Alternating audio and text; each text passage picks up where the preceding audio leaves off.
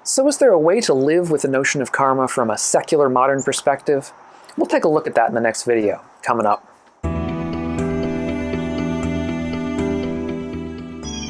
Hey folks, so I'm Doug Smith. I'm study director at the Secular Buddhist Association. That's secularbuddhism.org. If you're new to the channel, welcome. I'm glad to have you here. And if you're interested in helping to try to promote a wiser and a kinder and a less stress-filled world, consider subscribing. We'll have videos like this out once or twice a week on Mondays and most Thursdays. So karma is a word that is so familiar to us that it's really even entered the English language.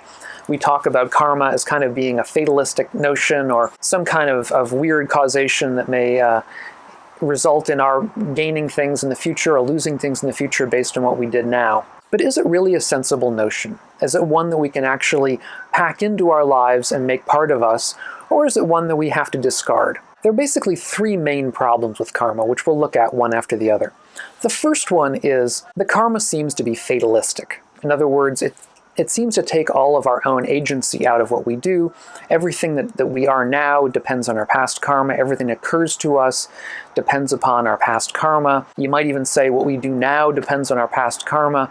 It seems like we're locked into this kind of deterministic karma causation. But in fact, the Buddha was at pains to dissuade us from that interpretation. The Buddha did not understand karma to be fatalistic in this sense. In one very famous sutta, the Sivaka Sutta, the Buddha talks about the fact that the pains, we might also say the pleasures, the things that we experience now are not all due to our past karma. He says that some of it is due to karma and some of it is just due to winds and biles and features of our own body and features of the world. We might say, you know, some of it's due to ethical reasons and others is due to having caught a flu or a bug or some illness or other that isn't really caused by ethical reasons. So karma was never intended to be fatalistic, and that's one of the things we have to sort of put to one side. The second problem, I think, is more interesting and more serious, has to do with, of course, the idea of rebirth. Karma was really, the way it was set up, intended, or at least it seems to be intended, to provide for what we might call perfect justice. So in the West, in the Christian religion and other related religions, there's the notion that what we do in this life will either lead to an everlasting torture in hell or everlasting pleasure in heaven. And there's a very real sense that that is not perfect justice, that's imperfect justice. Because no matter how bad people are on earth, they're only bad for a finite period of time. Adolf Hitler was absolutely terrible as a human being, but he was only alive for a certain number of years. There was only so much bad that he could do during that time. And yet, on a sort of traditional theistic understanding, he might be tortured for all eternity in hell. And that, no matter how bad he was, doesn't seem quite accurate or justified. Similarly, Mahatma Gandhi or Martin Luther King or your favorite ethical hero may have done absolutely wonderful things during his or her life. Nevertheless, the good that they did was temporary, was bounded. And they were imperfect people as well. They were not perfect people. So that the idea that they would get an eternity of pleasure, I think, does not provide, at least obviously, perfect justice. In contrast, the traditional notion of karma seems to provide a kind of perfect justice. So, for example, if you do a certain bad thing now, it's a temporary bad thing, it's one bad thing, you will get punishment just for that bad thing in the future. And if you do a good thing now, a temporary good thing, you will get temporary benefit in the future. Now, the benefit may be quite big. In other words, the Buddha is fond of saying that, you know, if you donate to one person, you may get 10 times the benefit in a next life or in the future. And if you donate to a better person, you may get 100 times and so on. So it's not one for one, but the idea is that the justice is exact, because if you do a particularly good thing, then you'll get better results in the future life. So, in other words, karma is really set up apparently to provide for perfect justice. My opinion in this is that we can dispense with perfect justice. Perfect justice is, or at least appears to be, an illusion. It's something that we would like to be true, but that we don't have any reason to believe actually is true. That is to say, when we do good things, we can't expect a perfect payback in benefits for ourselves. When we do bad things, we can't expect a perfect payback in harm for ourselves. But it's nevertheless true that on average, skillful actions do tend to produce good results, and unskillful actions, in particular greed and hatred and ignorance, tend not to produce good results. The Buddhist notion of rebirth, or the notion of rebirth that was existent in ancient India, allows for this perfect justice to take place because obviously it doesn't happen in one lifetime, so therefore it happens in future lifetimes, or it happened in past lifetimes. If we bracket the notion of rebirth, of other lifetimes, then we have to say, well, perfect justice just isn't available to us. All we have is imperfect justice. The third problem with karma is this notion, I think, related to the last issue, of strange causation.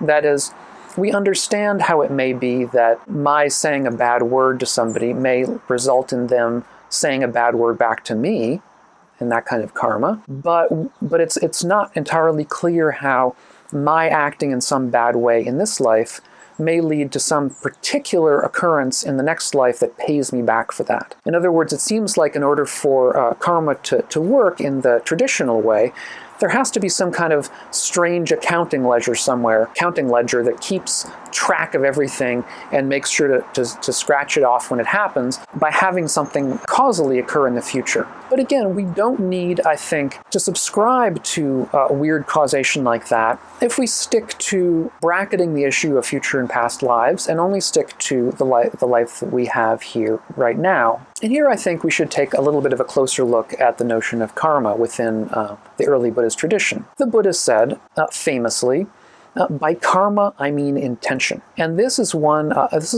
of the Buddha's Dharma, which the famous, the great Pali scholar Richard Gombrich says is a absolutely fascinating point. Because basically by saying, by karma I mean intention, he's changing the meaning of the word karma. Because originally, in the Vedic tradition and the Brahminic tradition, karma, the actual word in Sanskrit, means action. The karma that you got had to do with a certain kind of ritual action that you would perform during Vedic rituals. So, for example, if the Vedic ritual was performed properly, that would give you good karma. That would give you good luck in the future. If, on the other hand, the Vedic ritual was performed improperly, that would give you bad karma in the future. So karma, that is the action, the specific action that you undertook within a ritual context, was what, in fact, produced the good or the bad outcome in the future. That was the traditional understanding. So when the Buddha said, by karma I mean intention, I don't mean action, I mean intention, I mean the mental state, not the physical action. He's changing the meaning. Bhikkhu Bodhi also notes that this also changes the meaning somewhat from the Jain interpretation of karma. For the Jains, which is a different competing kind of philosophical school at the time, every action we take is a ritual action of a kind. So whether or not we intend for something to be bad, if in fact it causes any kind of upset in the world, we are morally responsible for it. So for example, this is one of the reasons why Jains sweep the floor in front of them when they walk. It's one of the reasons why they wear face masks, is so that they don't accidentally harm any living beings.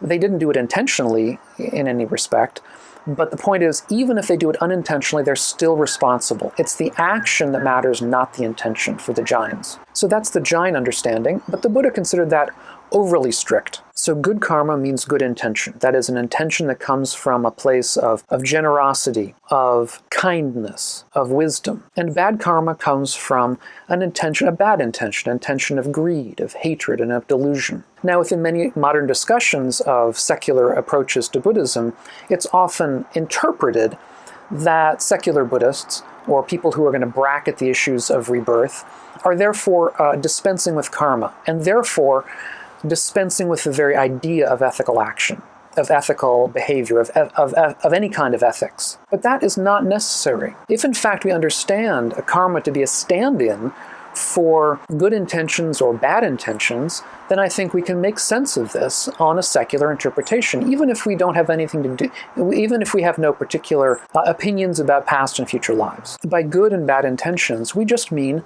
skillful and unskillful intentions. We mean wholesome and unwholesome intentions. We mean the kinds of intentions that bring good to ourselves on average and good to others on average. And similarly, bad intentions are ones that do harm to others and to do harms to ourselves. And in this understanding, we can make sense of karma.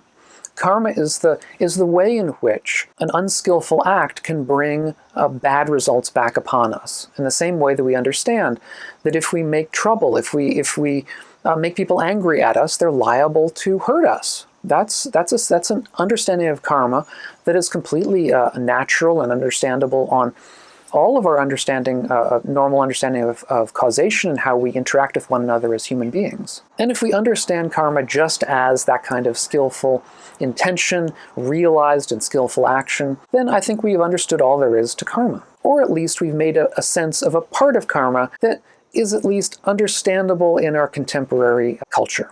Now, saying all of this, I'm sure that there are some secularists who feel that notions of karma, like notions of rebirth, are just too much for them. It's a word with too much baggage from the old tradition, and not one that we need to be dealing with today. And if so, it's understandable. I think everyone's going to come at this with their own predilections, their own interests, and their own threshold for how much they can take of the old terminology. But what I want to do is to at least illustrate a way in which we can perhaps preserve that terminology in a slightly changed context, while preserving the basic features of the original word as it was used by the Buddha. Karma is intention. So in that sense, intentions towards wisdom, intentions towards kindness, intentions towards lowering the stress levels in ourselves and others are all creators of positive futures for ourselves and for others in the world, and therefore positive karma, at least understood in this way. So I hope that's been useful for you. I'd be interested in your take on karma as well. What do you think? Do you use the word? Would you be willing to? Do you still find it too weird? Or do you think that the original meaning is correct and you feel that that's the better way to go? Either way, I'd really be interested in your take. Put it down in the questions and comments below. Thanks so much for watching the video. As always, thank you for your kind comments and questions. They're wonderful to read. And we'll catch you on the next video. So, bye-bye.